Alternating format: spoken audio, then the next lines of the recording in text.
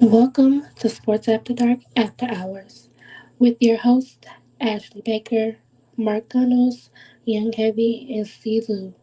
Hey yo, DJ DG, spin that shit. And we can meet off 95th, yeah. I got the Henny in the fit, yeah. Pull up to Shamrock with the click, yeah. Yeah, bitch, I'm on Blue Ridge, ayy. And we can meet off 95th, ayy. I got the Henny with the fit, yeah. Pull up to Shamrock with the click, yeah. Outside, but I'm on. Coming outside with it on. Tryna have fun, make it right. Gotta make another in the light. Old nigga said pull up, gotta choose up. With my side nigga boot up, got it too tough and he gotta leave out. Made my new nigga reroute. Made a go north, main nigga outside. My nigga had to stop at the Shin Rock. And he super fly like he Hancock. And his proper so he got the blam cock. Tryna check his tip and see his hands out. And I'm showing some of my rule set. No refusing, no pullbacks. And the biggest mistake that a nigga to the man was thinking that he won't get blue back. Yeah, bitch, I'm on Blue Ridge, ayy. And we can meet off 95th, yeah.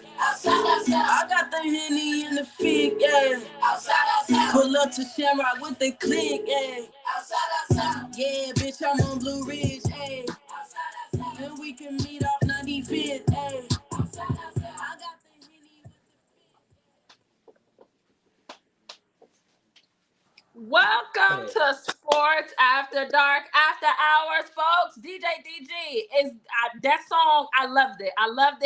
I don't know if it's new or old. I'm going to assume that it was made in the last 3 years. So that is a girl named Shay Lyric. She's from Kansas City. Okay. She's pretty dope. I need that in my playlist. That was rolling. That was rolling. That's the thing. DG put people on, man. Yeah, he really do. He be putting us on some music, man. I see you, DJ. I see you. I play that because she's from the same hood. I'm from Ruskin Heights, so shout out to her. Rapping for the hood. Okay. Everything I do, South I KC. do it for my hood and everything. You need to play that next time. Play that next time. You know what I'm saying? It's understood. What's up, Sports After Dark After Hours crew? I'm your host, Ashley Baker. I got my guy, Young Heavy. I got my guy, C. Lou. Got my guy, DG. Mark Gunnels is not in the building tonight, but he is in spirit. DJ DG, we appreciate you for being on the ones and twos as usual. You really putting on for your city. That's what good DJs do. You know, outside. Put on. South KC all day, every day, Ruskin Heights. Tell them DG Town business. Town business, man. Stand on business. Oh, is that a thing? Town business? What that mean? I mean, we repping the city. We repping the town. All right. Always, well, town business. Town business. Town business. I'm out, y'all. Appreciate you, DG, for being on the 1 to 2 seat tonight in Sports After Dark on Twitter. What's up, folks? Listen, let me just tell y'all something already. I feel very awkward. I left my laptop like 2 hours away. I gotta go and get it. We're doing this from the cellular device. And so I don't know. I'm not looking at y'all. I'm looking at the camera. I hope I ain't cockeyed. I think my crew gonna let me know if I get cockeyed at any point, right? Y'all gonna let me know. Yeah, right? we ain't gonna let you go out like that. Yeah. We'll let you know. I was told that I look know. like a teacher of some sort. Lou said you. Bro, she about to teach a class on how to start a podcast or something like that. Wow. Bro said you a third grade English teacher. That's crazy. That's kind of crazy. Got the cursive handwriting on the board. That's crazy. Oh, did they just pick the ball off? Oh, yeah. So we're also watching Monday Night Football while we're doing the show. Sorry, we had to run a little late. But it's mid anyway. I ain't gonna say nothing about Josh Allen. I ain't gonna say nothing. Oh, nah, he stepped out. It's the Broncos. They playing the Broncos. But he almost threw a pick. He almost threw a pick, but boy ain't keep both feet in. Yeah, he only got 1 foot in. That was a heck of a play. That was. I'm excited because we get to watch Monday Night Football with y'all and also talk some good. Listen, shout out to our producer Roscoe because Roscoe made one hell of a rundown. I don't know if we're gonna get through it all, fellas, but he made a pretty good rundown. And I am excited about it because we just finished off Week 10 of the NFL, the NBA been popping. It's a whole lot of stories. There's a whole lot going on with the NBA, bro. Like that, we got to talk about. Not the Clippers. We're not talking about the Clippers shooter because I know what you're going to try to do. Lou, we're not doing it. We're not going. All right, that's enough. But you know, we can talk. We can talk a little ball. Because this gonna be a mid. I mean, maybe it's not gonna be mid. Do it look like it's good so far? I mean, it looked like Denver putting up a fight. Yeah. It's second and 20. Yo, yeah. Yeah, second and 20. Bills got the ball. For the Bills? Yeah. Okay. But the Broncos up 3-0 right now. Yeah. All right. Well, listen. Speaking of Dak Prescott for MVP, let's get into this, y'all, because we got some stuff to discuss in the NFL. Listen, I titled this show, Houston, we have a solution. Shout out, yeah. Listen, my title skills is on a beam. I'm not gonna hold you. We gotta talk about some things. CJ Stroud has been, according to y'all, because I'm gonna be honest, I haven't watched much of CJ Stroud. I know now to tune in because I'm hearing everybody say tune in. But I'm hearing that CJ Stroud has he got the Texans looking good. What are they at? 4-5, 5-5, 4-5? 5-4. 5-4. They're over 500. Yep.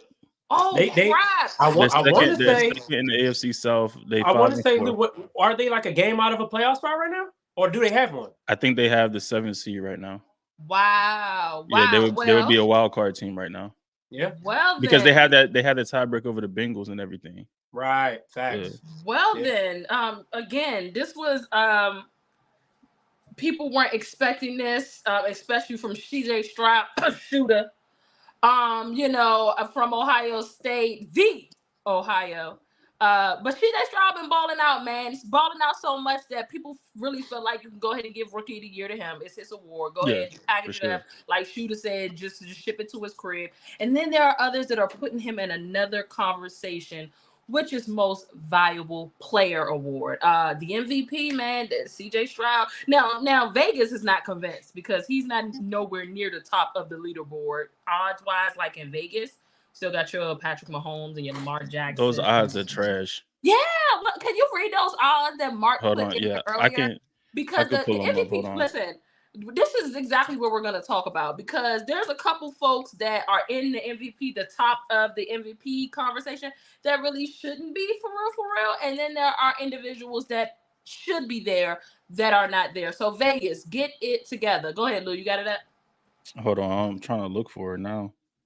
Yeah, because I'm going to say this right now. If Patrick Mahomes end up winning MVP, that let all the other non-skilled quarterback players know there's no way you can win the award. I mean, like I told y'all, I guess me and Mark here both said it. If a quarterback wins this award this year, like you said, Young, they might as well just call it something else, bro. Like don't call it MVP anymore. But I got the odds right here. Patrick Mahomes leading off at plus 270, Jalen Hurts plus 300, Tua at plus 600, Lamar at plus 600, Josh Allen at plus 1400, CJ Stroud at plus 2000. There's not a position. Dak Prescott is, let's see, 1, 2, 3, 4, 5, 6, 7, 8, 9, 10, 11. He's 11th. He's 11th on the list. Did I ask him to count, or did I ask? You asked me. Oh, you said where? Yeah, you said where was he at? Oh, well, his eyes are plus 3,000. Put $10 on that so you can win yourself 300. Nah, I'm no. I don't think. I'm not none of them odds. Let's talk about it. None of them, to be honest. Let's talk about it real quick because obviously Cowboys Nation, we're gonna find a way to insert Dak Prescott into something. And Dak Prescott, as well as CJ Stroud, listen, the Texas quarterback's been balling the last month. Like, we just gonna call it what it is. I don't know, C-Lou.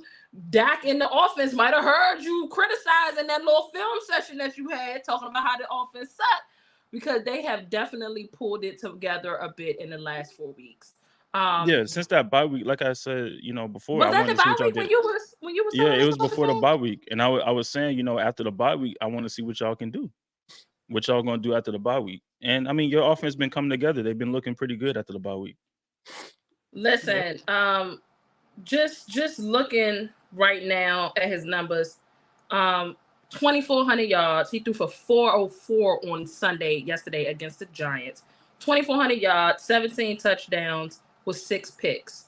CJ Stroud, I'm about to pull up his numbers right quick because, I mean, again, it looks like everything really is bigger in Texas. Pause. But these guys are really doing their thing. So CJ Stroud is at 26-26 with 15 TDs and 2 picks. Those sound like MVP numbers from the both of them, honestly. But I want y'all to tell me, and I'm gonna come to you first, Shooter. Who has the better case? Let's talk about the long, because we're gonna talk about the long shots here. The long shots for MVP. Dak Prescott, CJ Stroud. Who has the who has the better case for MVP? First and foremost, Josh Allen just threw an interception. What else is new? What else is new, bro? You had to get that in real quick. Who has you said the better shot at winning it? Yeah, who has the better case? Oh, the better case to win MVP? We're in court. We're in court. Make your case.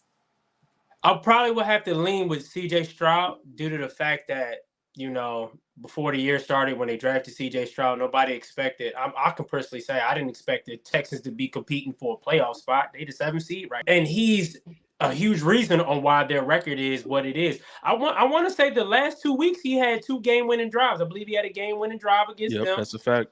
And the week before that, he had a game-winning drive against the Buccaneers. So that's crucial for a rookie to start off his career, and his numbers is to back it up. You just said he was 2,424 yards. Was it 15 touchdowns and 2 interceptions? 26 for 2,600 for CJ. 15. Oh, 2,600, 15 touchdowns, 2 interceptions. For sure. He had 2 back-to-back game-winning drives, and one of them was against a team that was doing their thing, which was the Cincinnati Bengals. I think if it came to him and Dak, I think he would have the bigger case right now because of everything surrounding Houston. Okay, talk to me, CeeLo. Who you got? Yeah, I'm gonna say the same thing. I'm gonna say CJ. And it's not a knock on Dak at all because Dak in his own right has been balling too, and I think they both have a case to be up there in the MVP talks. But as Young pretty much said, like, everything that's surrounding him, the game-winning drives, everything he's been doing since he's gotten to Houston, and nobody expected this from Houston. Nobody expected this from CJ in his first year. Like I was high on CJ. I wanted him to be successful, but I didn't expect this, his rookie year, and he's been playing phenomenal. And 15 touchdowns to 2 interceptions is crazy. Like you don't see stuff like that, especially not from a rookie, because usually you have those rookie mistakes, which he did make. He's made a couple, and he made one last week where he threw his second interception. It was a rookie mistake throwing an out route. But other than that, I mean, he's been balling. But like I said, it's no slight to Dak because Dak, since the bye week, I mean, even before the bye week, Dak had, he's been playing good. But after that bye week, he really turned up. And you can see it because you can see the receivers' numbers increasing and everything. So it's not a slight to Dak. I think both of them should be in the MVP conversation. But I think they should be like 5 or 6, not top 4, to be honest. Well, before I make my case, because y'all know where I'm about to make my case at. Why do you feel like, I guess that's not bad. You're talking about right out of the top 5. Yeah, I mean, out of the top 4. Yeah, out of the top 4, yeah. They should definitely like be somewhere getting votes. But to me, I think, as I've said multiple times, I think the MVP should go to a non-QB player this year, just because QB play has been up and down. Like that's fair. Yeah. That's fair. We're going to get into that after this. Listen, let me tell you something, daggone it. I feel like, let me tell you why Dak Prescott, you can make the better case for Dak Prescott. Number one, when was the last time we saw a rookie win the MVP? I don't think it's ever happened. Correct. You could check that off the list. If they're not giving it to a non-quarterback, the damn sure ain't giving it to no rookie. You can check that off the list. Dak Prescott has been in the league for 8 seasons. He's under new coaching direction from Mike McCarthy and doing a hell of a job, by the way. And just in general, I mean, obviously we know he's the motor that runs the Cowboys in general. All quarterbacks are, but I mean, Well, I mean, I get for CJ. Both of them are just in a position where the team just wouldn't be what they would be without. Yeah, they wouldn't be where they are Like, without either one of them. absolutely. Yeah. Both of them are. Either team wouldn't be where they are without their quarterbacks. Absolutely. For sure. I think that I agree. I feel like CJ has played some really tough competition. But I like Dak, man. I like Dak with so much adversity and so much like on Dak to still go out there and be performing and really backing up what he's been saying. He's not into double interceptions yet, by the way, like a lot of some of these quarterbacks are. I mean, and one just went into it last night. Yeah, we're who? Josh Allen. He just moved the double digit. He just moved the double digits. Yeah. Oh, poor Josh. Damn. Just saying. He had 10 now, I believe. Yeah, that's what I'm saying. Like, we're going into week 11. You know what I'm saying? He's not turning the ball over. He's using his legs. He's extending the plays. He's making CeeDee Lamb look like, what you say, shooter? All pro. He's making CeeDee Lamb look like arguably the best wide receiver, honestly, in the league over the past month. That's what he is making somebody like CeeDee Lamb look like. And CeeDee Lamb is a dog. He didn't need that to do that. But come on, their connection has been crazy. We've started to see the uptick with him and Brandon Cooks. Like, Dallas looks really, really good. And it's honestly because of the adjustments that Dak has made. He's an incredible leader. I don't know if CJ Stroud's leadership is tapped in as Dak is. It's just a whole lot into being that most viable guy. And if Dallas can find a way somehow, if the 49ers start losing again, or if the Eagles drop a few, if they find a way into like the second seed somehow, some way, bruh, it is 100% because of Dak Prescott. You know what I'm saying? So Dylan did say Jim Brown was the first rookie to win MVP. Whoa! Okay. I didn't know 1957. I just looked it up. 57. Yeah. How many, okay, I didn't know that. Was that like 50 years ago? Yeah. I don't know if another one has done it, but he said not from what I've seen. I didn't know Jim Brown has done it. That's crazy. I will say though, he has upped up CeeDee Lamb's play. I believe CeeDee Lamb is definitely a all-pro receiver this year. I would be shocked if CeeDee didn't make first team all-pro. Oh, Bill just got a pick six. Ooh. I think it was a pick six. I think it was a fumble. Oh, no, it was a fumble. It was a fumble. Scoop is cool. Yeah, it was a fumble. Oh, never mind. Bro was down. Oh, he was down. Yeah, he was down. Yeah. So that would be my case, but I mean, it's really hard to make it against CJ Stroud. And to be honest, you know what I'm saying? If any other quarterback was having the type of last month that CJ or Dak had been having, it would be hands down they're in the lead for MVP. Oh yeah, like, if this was Mahomes, for sure. Yeah. If this was Mahomes, if this was Josh Allen, if this was Lamar Jackson, so that's why I'm saying that the KCC, Lou, you talking about they not supposed to be up higher than 4, in your opinion, at the moment, and I think you're only doing that because of the history of the guys that's there. No, I'm not doing it because of the history of the guys that's there. I just don't believe the quarterback play has been that great this season.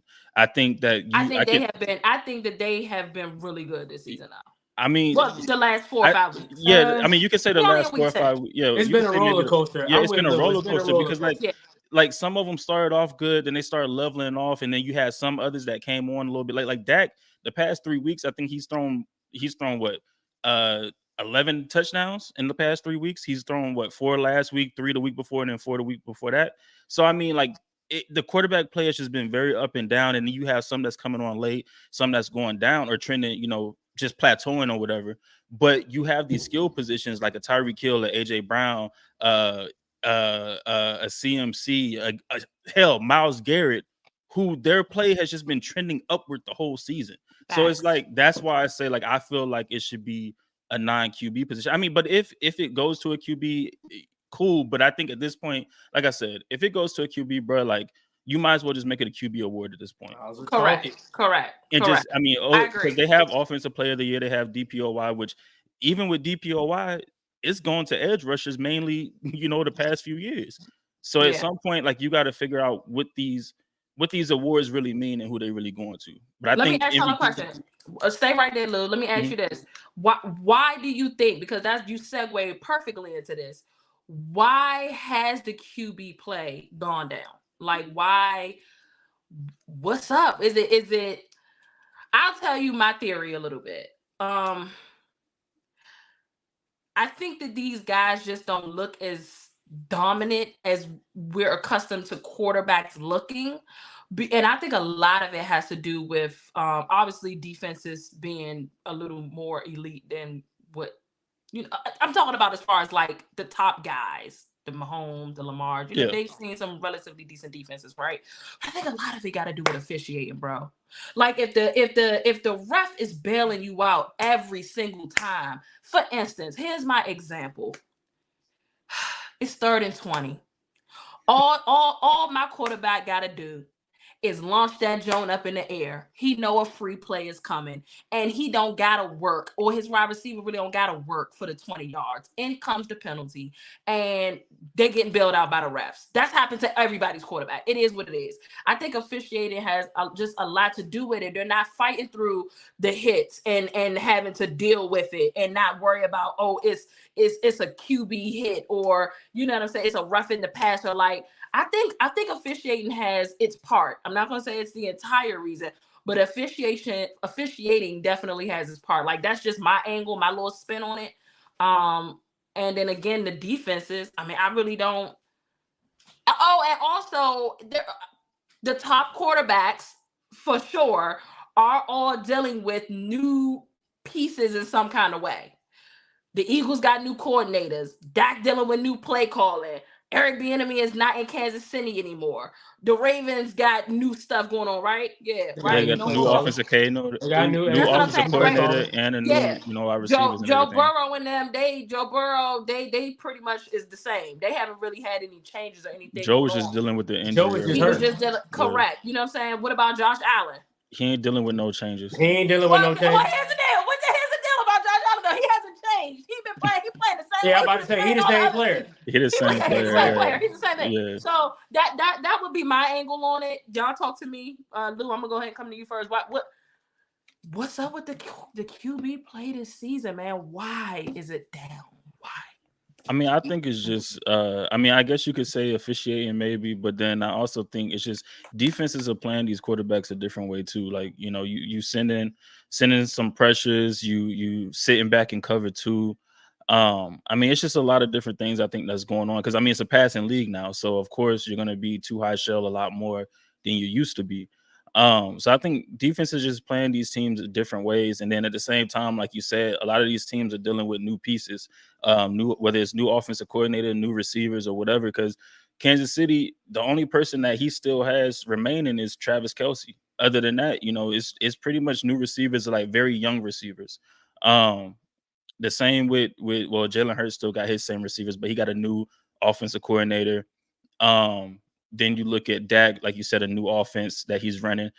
And I think some of them are starting to get a little bit more comfortable in that offense. And that's maybe why you're seeing Dak take the strides he's taken to the past, over the past month. You see him, trending upward. So I think that's really why. I think, it takes that time to mold together with your teammates and mold together in a new scheme. Lamar hasn't really been that great this season, period. I mean, the team is winning, but he hasn't been like going crazy like we would expect him to, especially with the new weapons he got and the new offensive coordinator. So I think it's just taking time for them to gel together and everybody to get, in the right mindset going forward.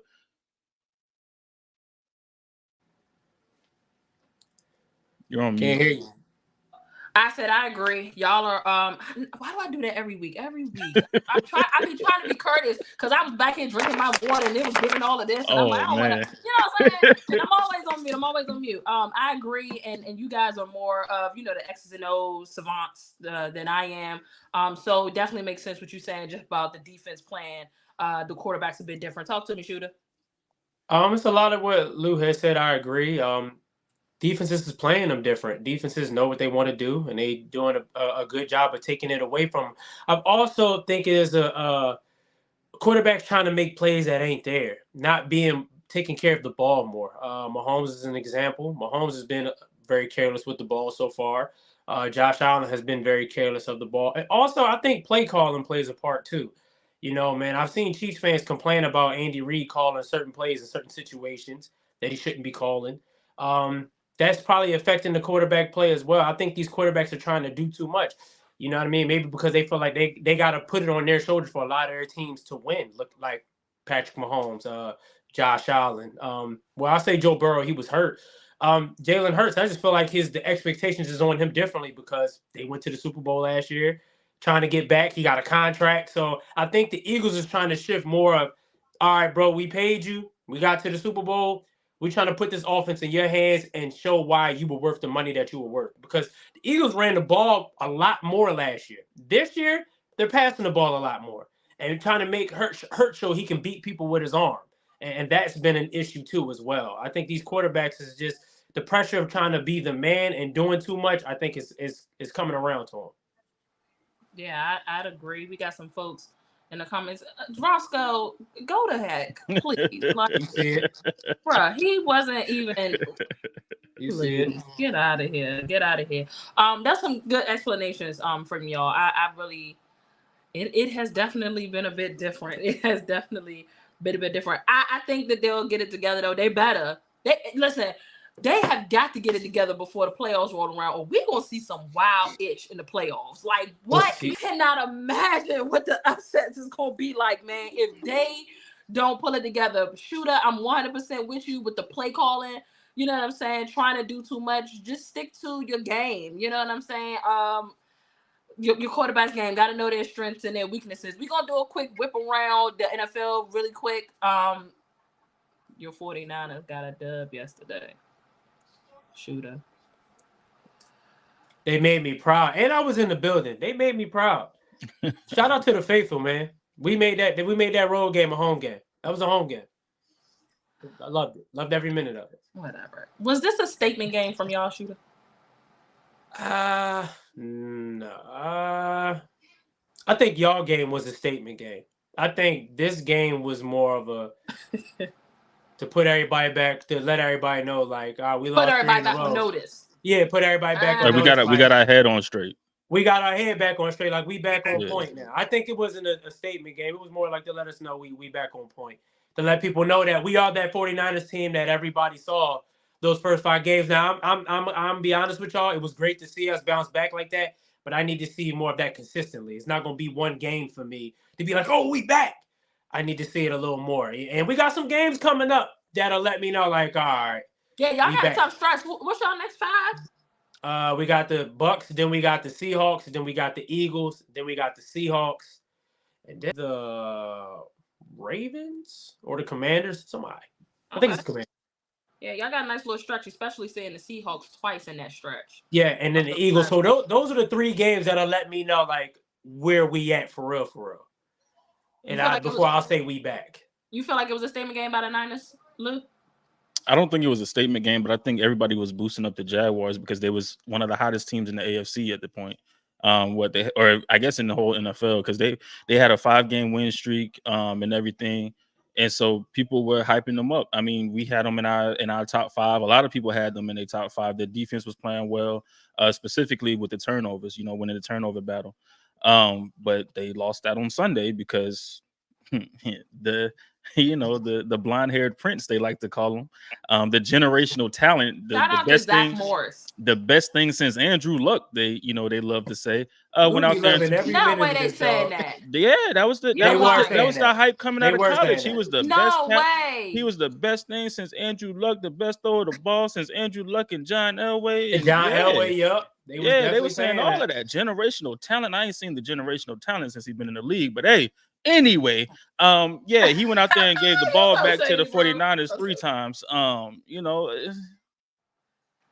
They lost the turnover battle, and I don't think the 49ers had any turnovers that game. So it's just one of those things where I think it was they took the bye week, they got right on the bye week. They got in the lab during the bye week, from the head coach to the defensive coordinator, offensive coordinator, all of that, the team. You saw Steve Wilks on the sideline. And one thing I wanted to say, you can tell those players like really playing for Steve Wilks. You saw it on the sideline, like after the turnovers, you saw it on the sideline, the interaction between him and the player who forced the fumble or the player who got the interception or whatever. Thomas, I saw something about him being down on the sideline this week. Yeah, but I think that was good. I think that was good for team morale and everything too, because like I said, you saw the interactions on the sideline, you saw all of that stuff. So I think agree. they took the bye week to get their head on right.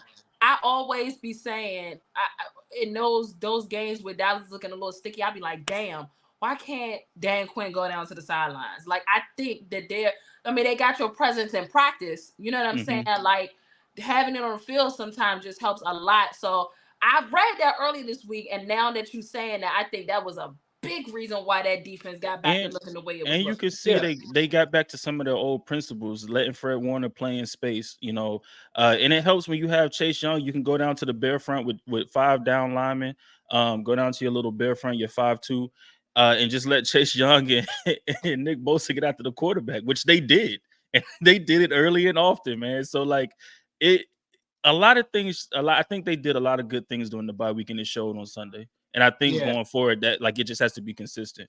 Has to consistently show on film. Yeah, because that's what I was kind of saying a week ago when I was talking about the Niners, that Steve Wilks had to come down because the team need to be able to be in vibe with you. They need to be able to let you know what they seeing on the field, what's working and what's not working. They can't tell you in the booth because they'll have to walk to a phone and you talking to a player one by one versus you talking to a group. And they letting you know what they seeing, what's working, what's not working, because that's what they're used to. Our defense is used to our defensive coordinator. Salah used to be on the sideline. Yeah, Salah was on the sideline. D'Amico was on the sideline. So it's like when the defense wasn't working, they was able to talk to them. We can't talk to you in the booth, bro. Like, we can't get that energy from you. So we ain't got a speakerphone on the sideline. You saw the difference. When Ambry Thomas got that fumble. Is insane. Like, what? He was all grabbing him and all of that. I said, see, that's the energy they need, bro. They need to feed off that. So it was great to see. And like that was good energy. That was good energy. Yeah, we needed that. And it's like it worked. I mean, it didn't change everything that was wrong, but it definitely helped the vibe of the team. Also, and I got to give Shooter her flowers. She said this to me when we lost Debo. And she was like, when y'all lost Debo against the Browns, I think that changed the whole momentum in the game. And I'm debating back with him like, no, we still had Christian McCaffrey and yada, yada, yada. But as the games went on, I said, damn, we missed Debo. We missed him. Yeah. And the thing is that he's such an incredible weapon and talent. You notice his absence. You know what I'm saying? Like, he's that person that opens up so much for McCaffrey and for Ayuk and for Kittle. He opens it up. So when you know what I'm saying, 3 is better than 4. Yeah, y'all got 3 hell of a weapons, but 3 is better than 4. You know what I'm saying? When y'all got that 4th weapon on the field in him, it virtually almost make y'all unstoppable. And we're not gonna act like the absence of Trent Williams wasn't noticed either. It was definitely noticed. Brock Purdy looked completely different with Debo and Trent Williams back. He just looks completely different. Hey, he looks like he was looking like Brady yesterday. Hey, that throw he made. Nah, we ain't going that far. I will say this: that throw he made to Kittle on the touchdown at the half was a dime. When the pocket collapsed on him and he couldn't step into. That was a dot, bro. I thought, I ain't gonna lie, I thought it was a pick. I thought it was about to be a pick too. I would like to know how close he and Debo are. You know what I'm saying? Because, they seem like they're real close. Yeah, because that could have affected his mental a little bit with his man being out. If that's your ace Boone, like him not being there, that could have. Him and Debo is tight. And another thing I know before we jump over, and Debo and Trent Williams, they're really like the heartbeat of the team. As you see, when we come out with the boombox, they're the 2 that lead us out. Those are our 2 that get us right for the game, get us ready to roll. So it's like, dag, the energy of the team was different coming out, knowing that they had Debo and Trent Williams out there to play. Like it was crazy to see. Like, they're the heartbeat. Them two. One other thing I want to point out too, it was a small adjustment. I don't know if people really noticed, but they moved Lenoir to slot to nickel. They moved Lenoir to nickel, and that helped y'all defense a lot. He was playing outside.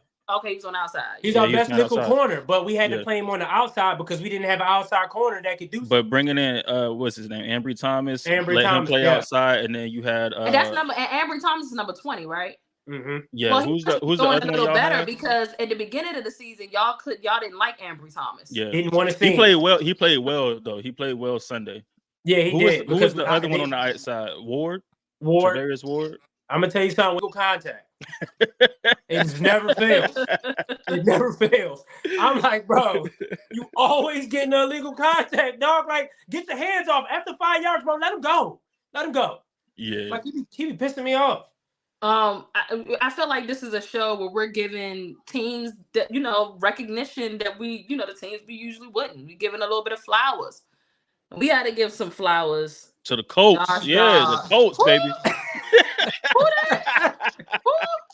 I mean, 5-5, baby. Colts, Let's go. The Colts are competing for a playoff spot The with a backup AFC quarterback. South is not as bad. We told folks. Yeah, we definitely told y'all the AFC South was going to be competitive. Look, we had to make picks. We had to say who we believe was going to and going to not win the division. And obviously I picked the Jags simply because of, the stuff that they were doing. I still believe the Jags are going to win the division.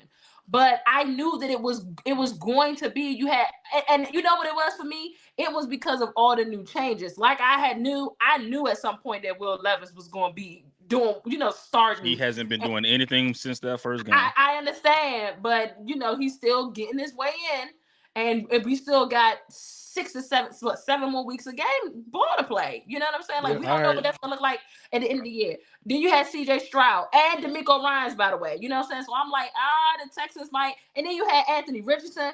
Come on, like, and you could tell. First of all, nobody in the division is that good enough for anybody to run away with it. That's what that was. But the thing is too, and this is what I was trying to make the point the other day, right? Like, I get where y'all was saying, like, the division wasn't going to be ran away with by one team. I get that. And that's cool. But as a whole, everybody was saying the AFC South is just a trash ass division. Like, we the NFC South or something. We're not the NFC South. I mean, y'all are the brothers. No, we're not. We're better than that division. Besides the Titans, they ass. They 3-6. They over there in their own little world. He's gonna get together for the Titans. They over there in their own little world. That's where they're gonna stay up for the rest of the season. Shout out to Cortland. Yeah, whatever, Cortland. Well, I wasn't. They little brother, man. They the dirty little brother that they grow up a little bit, start smelling themselves, get their little licks in a little bit, and then they think they start feeling themselves a little bit. That's what the Titans are. I mean, that's crazy coming from somebody with a cult ain't done nothing since. It don't matter. Guess what? We've punched. But listen, we have been punching on the Colts or the Titans. We've been punching on the Titans. We've been punching on the Jaguars. We've been punching on the. Y'all punch on the division for sure. We punch on the division. So that's the thing. We may have not won the division in a while, but we always punch on them boys. Like we punch. I'll agree with that. Well, I wasn't talking about the Colts. Respectfully, we 5-5 without AR, with a shuffled offensive line. Yeah, with our best defenders being out constantly, and we 5-5.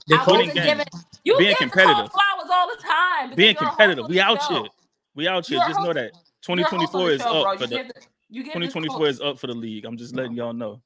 You give the Colts flowers all the time. You're a host on this show. AR for MVP. This is crazy. I was talking about that drink must be kicking in. What are you drinking? What are you drinking? I know it was something. I know it was some type of. He said that quick and smooth too before he took that shot. He said AR for MVP. So check this out. I want to give flowers to the Vikings. Yeah. Josh Dobbs and the Vikings.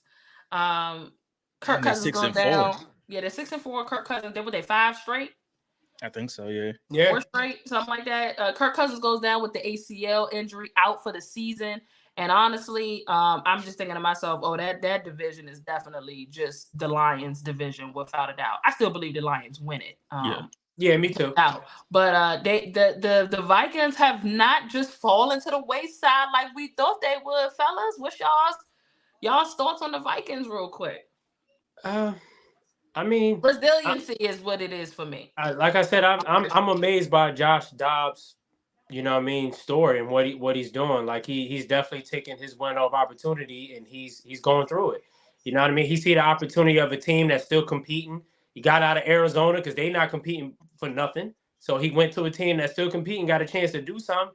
He's making the best of his opportunity, and the team believes in him. You could see that the team believes in Josh Dobbs, and he does enough for them to win games. He's not spectacular with the crazy numbers and all that. I think he only had like 238 yards. He had a passing touchdown and a rushing touchdown, but he's making winning plays and doing it and stopping them to win games. You know what I mean? I had a few Saints fans that was mad at me, like, you picking the Vikings? And I'm like, yeah, I don't trust y'all. And I believe in Josh Dobbs' story. Like, how can you hate the kid? Like, if for one, the way the Cardinals went about trading him was corny, because he told a whole story about how the Cardinals told him they wasn't trading him at all, and that he was going to stay on the team, even though they was starting a third-string quarterback over him because Kyler was about to make his way back. But they told him they wasn't trading him. He didn't find out for like an hour before the trade deadline that he was getting traded to Minnesota. And he ain't get mad. He ain't slander no other organization. He said, you know what? I'm going to just buckle my chin strap up, and I'm going to just do what I can do for this team to help them win games, because, you know, like I'm like you, shooting when Kirk Cousins went down. I said, oh, their season is over. And Josh Dobbs said, hold my beer. We around. We ain't going out like that. I love that. Talk to me, Lou.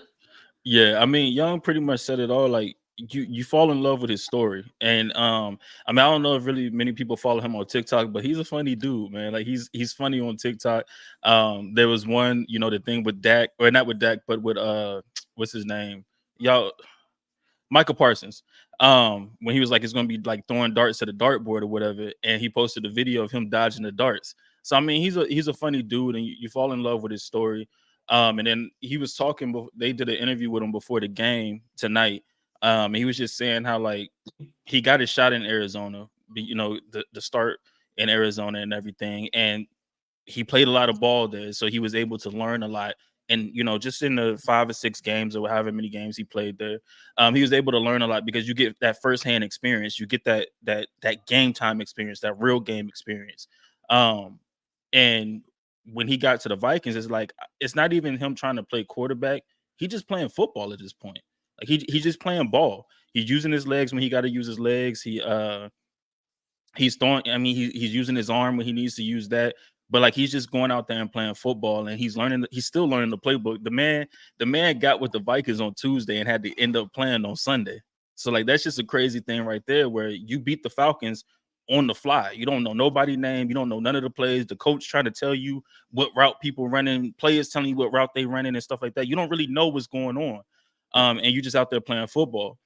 Of course, there's a lot of the same route concepts and everything like that. So some of that was easy, but still, like, different, you know, lingo and everything too.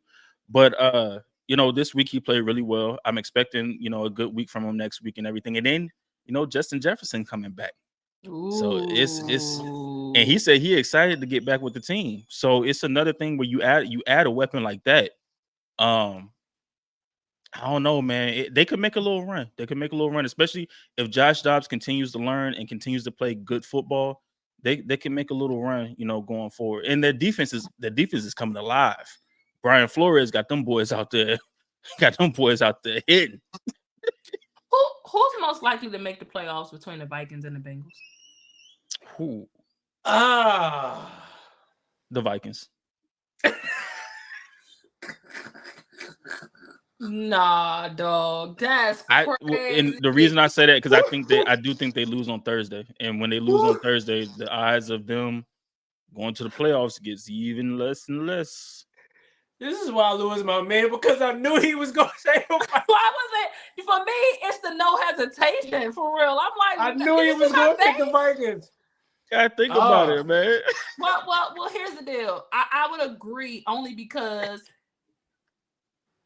the top part of the Bengals division is just tougher than the NFC North.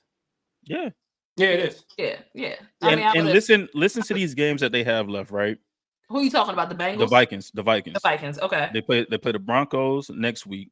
Okay. They play the Bears, the Raiders. They play the Bengals. They play the Lions, the Packers, and then the Lions. I mean, to me, the only real you got 3 competitive games, the Bengals and the 2 games against the Lions. I think they could beat the Lions.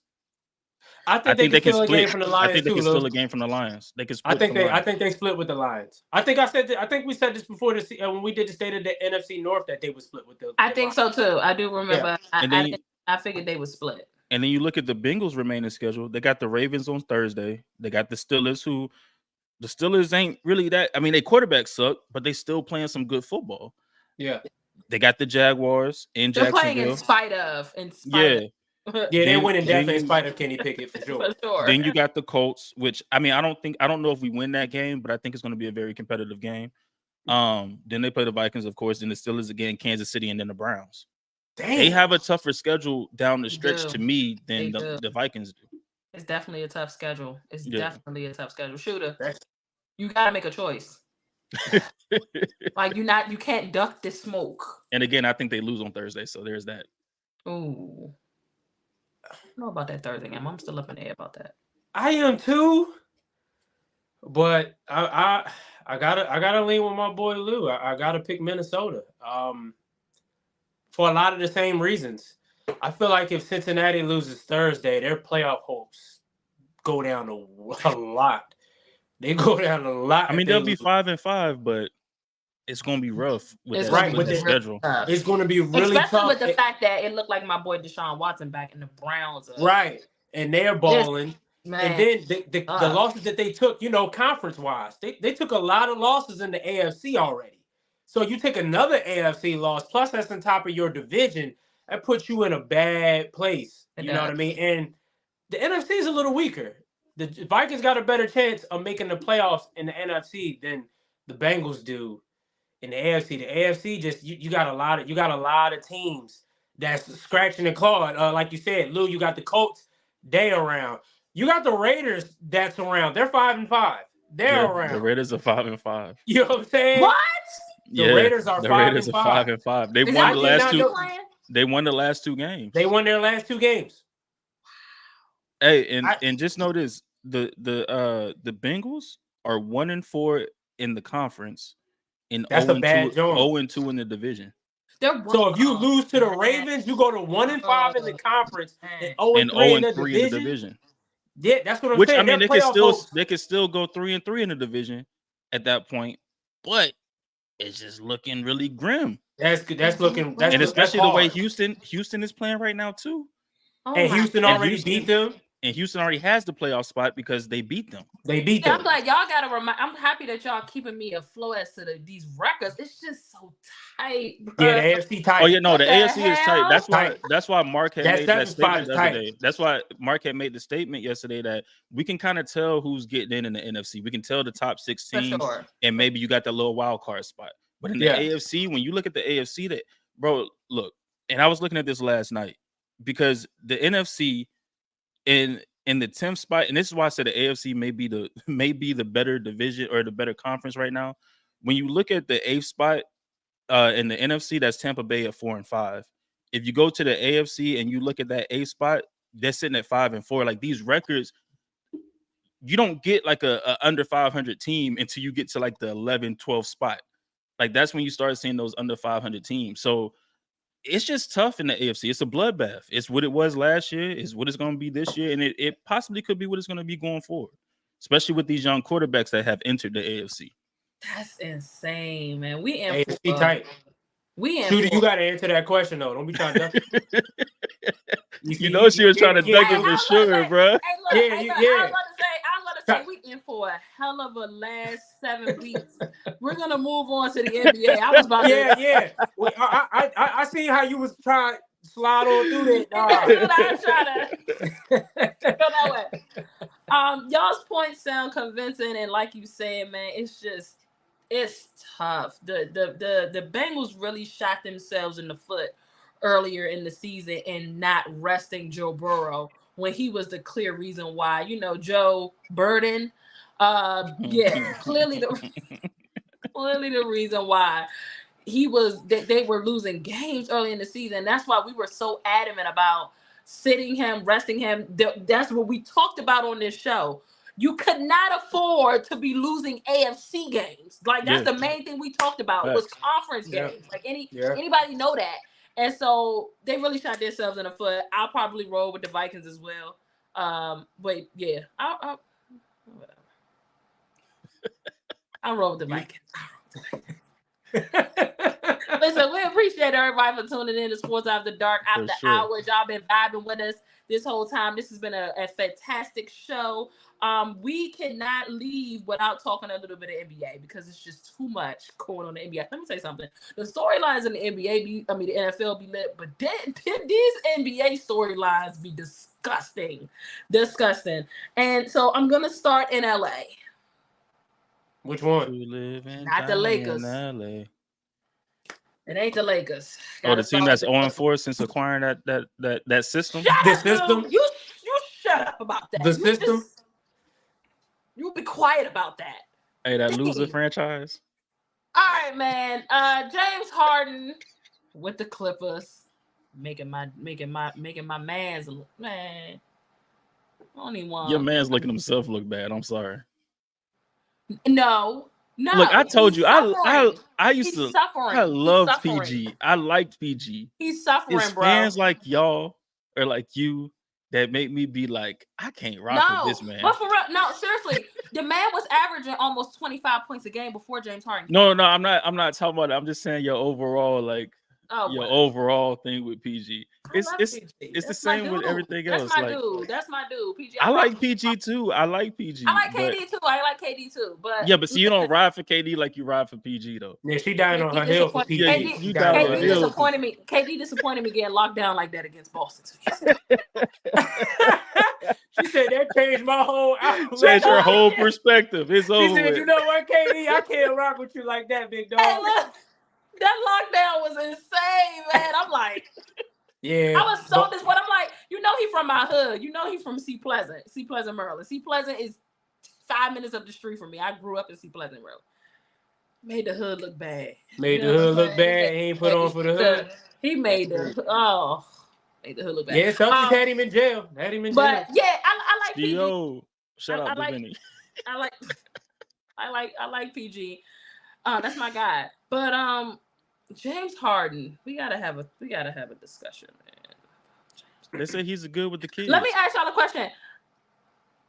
Does James Harden look worse on the Clippers than Russ did on the Lakers? Oh man. That's the I'm gonna let the Lakers fan answer that one. Damn, he put it on me. That's crazy. Disgusting. That's crazy. Talk to me, Shooter. I'm hitting you with the ISO. Talk to me, Shooter. You didn't stress him out, look. Let me pull up a little shot real quick. I gotta enjoy this. Y'all ain't right. Y'all Lord knows y'all ain't right. Do he look worse on the Clippers than Russ looked with the Lakers? I mean, it's early, but this is a tough answer. I'm gonna say yeah though.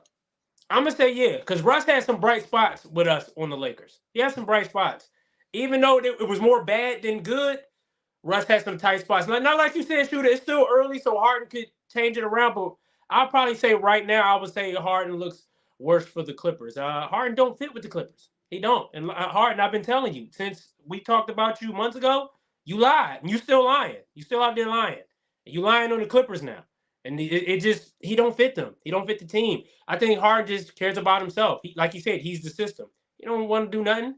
And you could just see that he don't mesh well with the team. Like, and let me know all I needed to know when Ty Lue had Russ in the game late and he subbed Russ off for Harden. Russ wasn't feeling that at all. Like, Russ was like, are you kidding me? You going to take me out the game and put him in? That let me know, like, everything I needed to know. And I think, honestly, Harden is hurting PG, too. I think he's hurting PG's game, too, as well. Because PG has to sacrifice even more with Harden being on the team. That dribble, 1 second left pass, and it ain't working right now. It ain't working. Yeah, I just want everybody to know that it's PG that's the victim here. You know what I'm saying? He's the one. Oh, you know what, Ashley? Don't go there with me, okay? Sure. Don't go there with me, okay? He's making PG look bad, okay? And my guy got to sacrifice, and that is what a leader does. That's what an all-time great does. He sacrifices. I said this on Twitter, and I'm gonna say it now before I come to you, Lou, because you're not ducking that question either. I'm not trying to duck the question. Yeah. You won't get the smoke. You're gonna get that smoke with that. You know what I'm saying? Was that a catch? I thought it was, but they should have just kicked the Oh field no, goal. his foot is out. His foot is out. Yeah, They should have just kicked the field goal, but whatever. That is a tough question. Yeah, it is. It's a tough question because Russ was bad with us. He was bad. But I'm gonna leave it at this: the Lakers didn't start off 0-4 with Russell Westbrook. I'm gonna leave it as crazy like you started. I'm gonna leave it at this like he had started from the beginning. It's insane. Like it's not even your turn. Like what? Like I mean, I'm gonna get in and out with mine. He's talking about I'm gonna leave it at this. And I'm like, leave it at what? You didn't even start. Like you said, long story short, I'm gonna just keep it here. Right? Long story short. Long story short, I'm gonna leave it at this. Over there shooting at that liquor. Man said, I'm gonna leave it at this. What? Hey, you said I'm gonna leave it here. I ain't even gonna put no much effort into this. Go ahead, I'll let you go. Go ahead. Nah, I mean, that's what I was gonna say. Like, they didn't start off 0-4 when Russ got. I mean, Russ had his issues, right? The turnovers. The Clippers? The Lakers didn't start off 0-4 when they got Russ.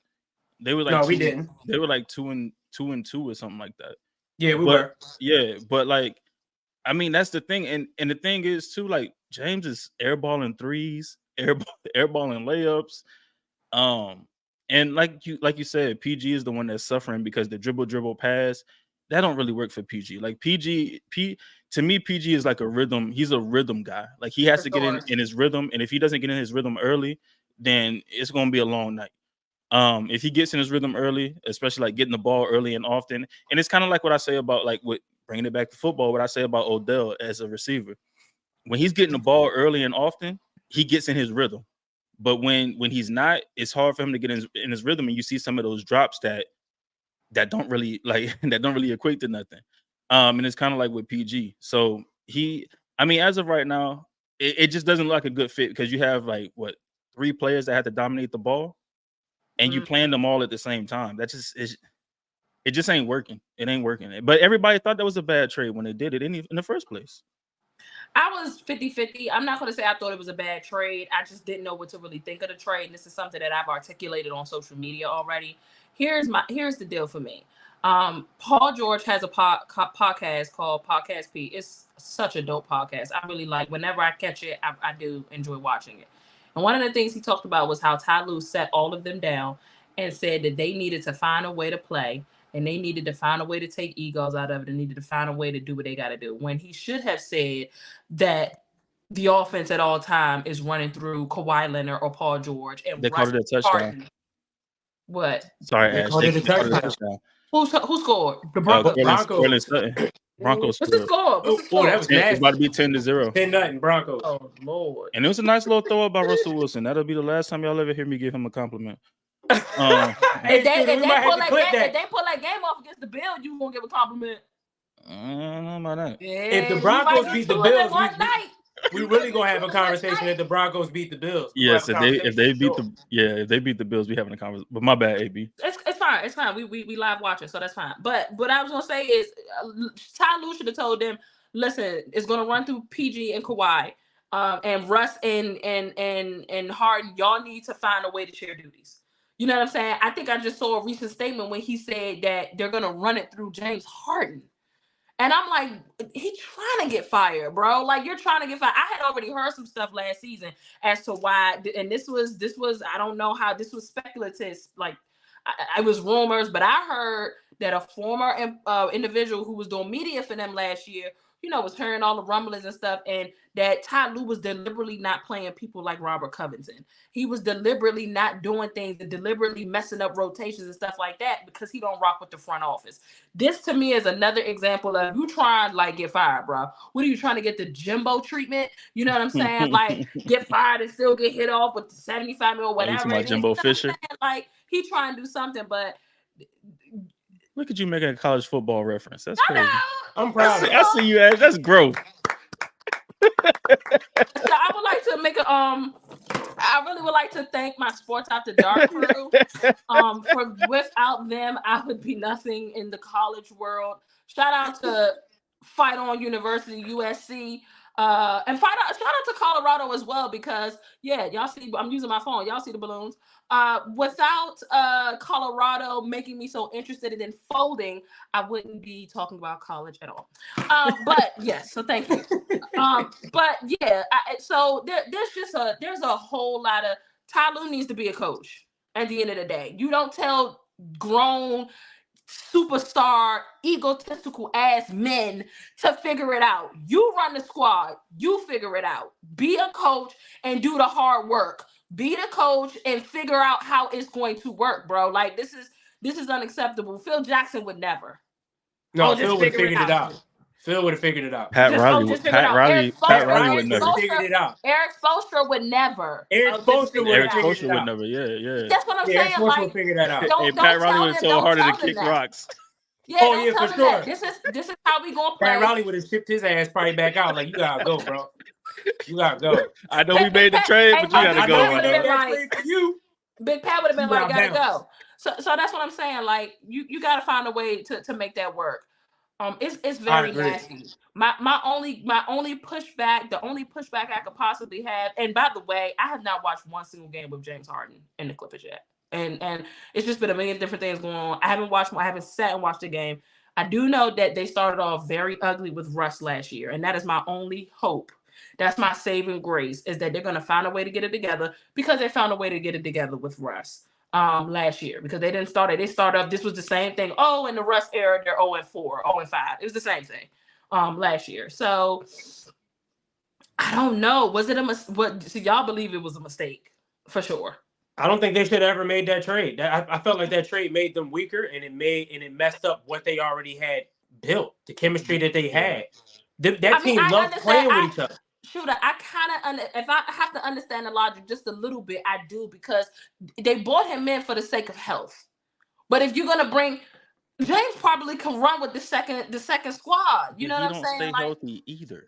I know, but it's still James Harden. In playoff time, he is a no-show. It's still James Harden, though.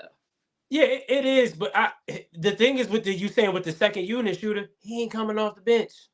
He gonna have to. That's what I'm saying. That's why the executive decision from Ty Lue needs to happen. You're coming off the bench.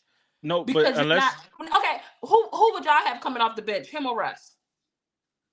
I would have him coming off the bench. I'll have Harden coming off the bench between the two. But I honestly, have Harden coming off the bench. What they could do, and they don't have to send either one to the bench, really. They can start off with that starting five, with Harden in that starting five, Russ in that starting five.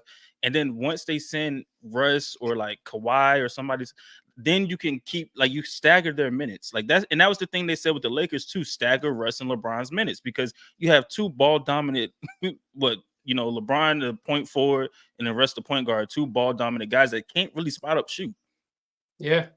But with Harden, when you sit Russ, you keep Harden in. If you sit Harden, you keep Russ in, and you continue to put the pieces around them that work in that second unit, first unit, whatever, however you're staggering their minutes. And then I think that's where you get that action from them. But again, Harden has to show up. I mean, like I said, Harden doesn't show up in playoffs. He can't stay healthy. He thinks he's the system. He's not. And when it's time to drop, like I said it last week, when it's time to drop your nuts, Harden folds. He takes his ball and goes home. Y'all saw that announcer cook him? Oh yeah, Lou made the ether beat. I made the ether beat. I put the ether beat. Lou made that joint. He made the booth even better with the ether beat. AB and them asked me in the Tipville chat, was like, "Hey, I got to see it with the ether beat." I'm like, "All right, hold on, let me go put that on there real quick." Let me tell y'all something. Ether beat make it way better. It make it way better. I'll say this though. I know somebody else that'll need an ether beat if they don't get it together. What's up with the Suns, man? Are the Suns in trouble? Tomorrow. Have all three of them played together yet? I was about to say, have all? Yes. Well, I don't know. In preseason, I think it's one. I think it's been one. I think it's they been played one preseason game together. Okay. Yeah, I think it's every time it's been at least two. For them. I just think the Suns. He does need to take a page out of Ginobili book. I think the Suns is just. I don't know what to think of them now that y'all say. I don't know. Yeah, I don't know what to really say about the Suns. Like you got KD, he's hooping. Then you got Bradley Beal trying to figure himself out how to play with KD. Then Booker ain't even there yet. So when he come back, they got to figure out how to play together too on the court because they, like Lou said, they only played one preseason game together. Bro, so and they Booker, still got to, Booker played the opening night, and we ain't like, see him. He'd have played like maybe 1 or 2 games since then. Yeah, and Bradley Beal just came back, and now Booker, he's still out. So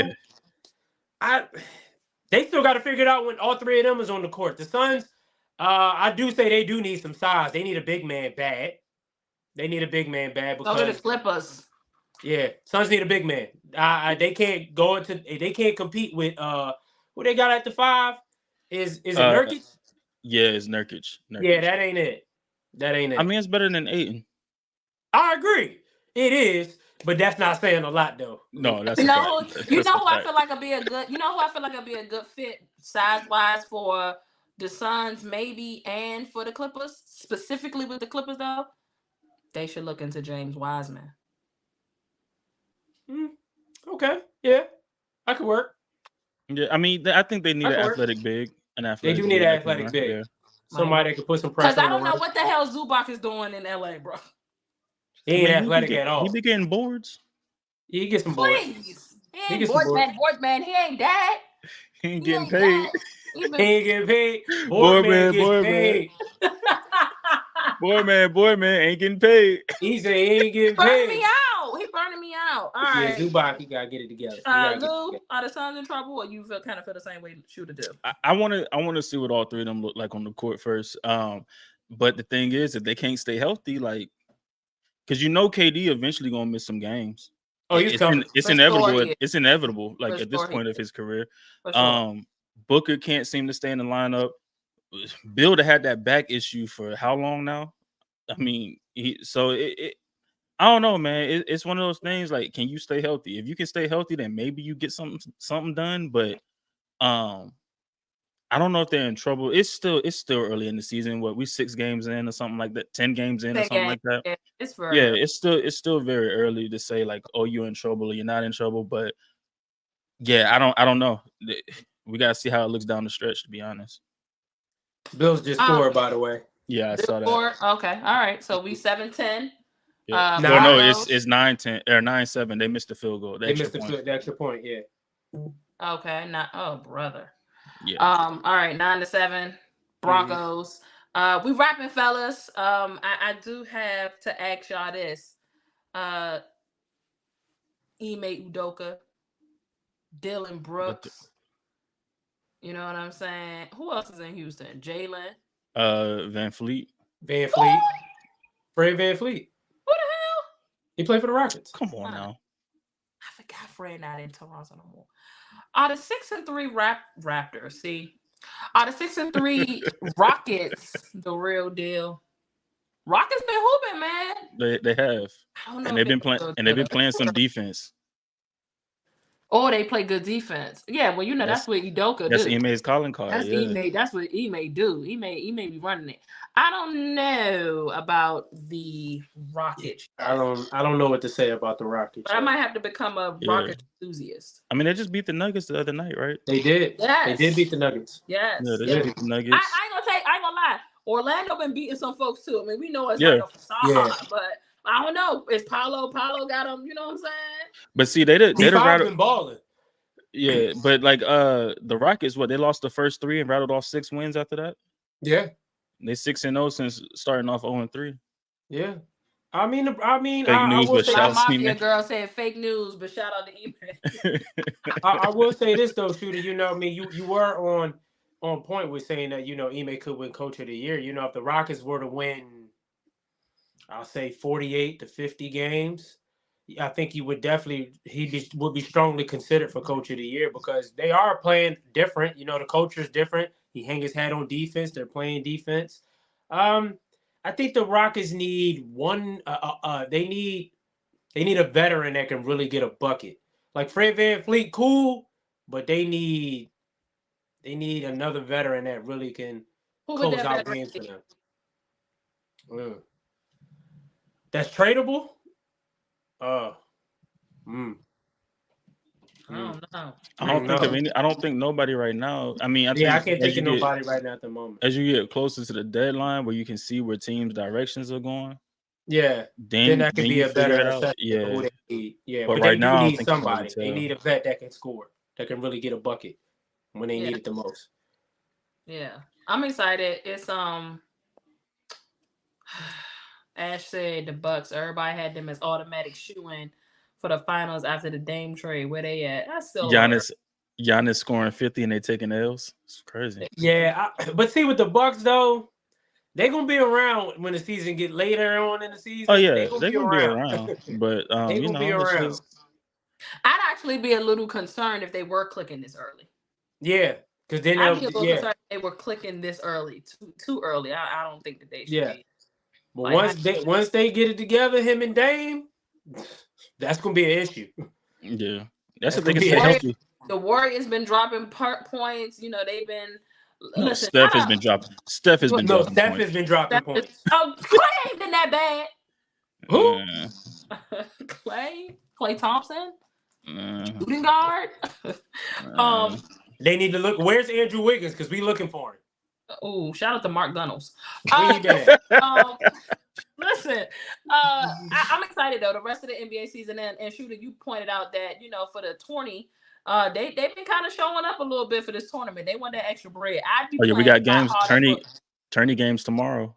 Games tomorrow. It's every Tuesday and Fridays, I believe. Yeah, and I feel like because you got players on the roster, they ain't getting $500,000. They ain't getting that. So I mean. It's folks that's playing for the folks that they know ain't getting paid. LeBron ain't getting that bread. I respect it. Yeah, LeBron ain't paying for $500,000. LeBron ain't worried about that $500,000. But there is some folks on his squad that could probably use the extra $500,000. Extra $500,000. Yeah, for sure. So that's our time, fellas. Hold on, before we go. Oh, go ahead. I wanna see how the rest of the season plays out. But Ant Edwards. Yeah, what was you talking about when you said that? We might gotta have that conversation. He might be next up. Oh, I ain't gonna lie. I felt that way last year that his time was coming. Listen. I mean, every year he has gotten better. Every single year, just look at his numbers. He's gotten better. He's progressed. This year, it looked like he might be trying to shoot for that superstar status. And not only that, but if you watch, there's a clip that's floating around from last night when they played the Warriors. Him and Draymond Green had some words back and forth. Oh, yeah. Fact. And after that, Ant went crazy. Went nuclear after that. He went nuclear. It's like he got that kill. All right, cool. All right, you play with me? Got you. Like that. You know who he reminds me of? And I think y'all two should be able to see this. He reminds me of Wade. Yeah. He gives me a young Wade. He does. When I saw some of his action that he was doing last night, I'm like, yeah, he remind me of D Wade. Like he reminds me of the D Wade that was taking bodies driving to the hoop and hitting that nigga. He give off D Wade for sure. No, and I don't like. I'm not saying he's this player or these players. Yeah, but the mentality he has is Kobe Jordan mentality. Like, all right, you're gonna talk that trash to me. All right, got you. Should we keep our eye on him for MVP? Absolutely. Yeah, he averaging 28 right now. You know who else y'all should keep your eye on for MVP? Who? And they like 7-2. So yeah, keep an eye out on him. SGA. Oh, yeah. Absolutely. SGA MVP this year. SGA. Him and Chet. I think they, as the season goes on, start getting more comfortable. If they stay healthy. I want to say the Thunder got a good record too. I want to say they like I think so or something like that. Hey, SGA good for 30 a night.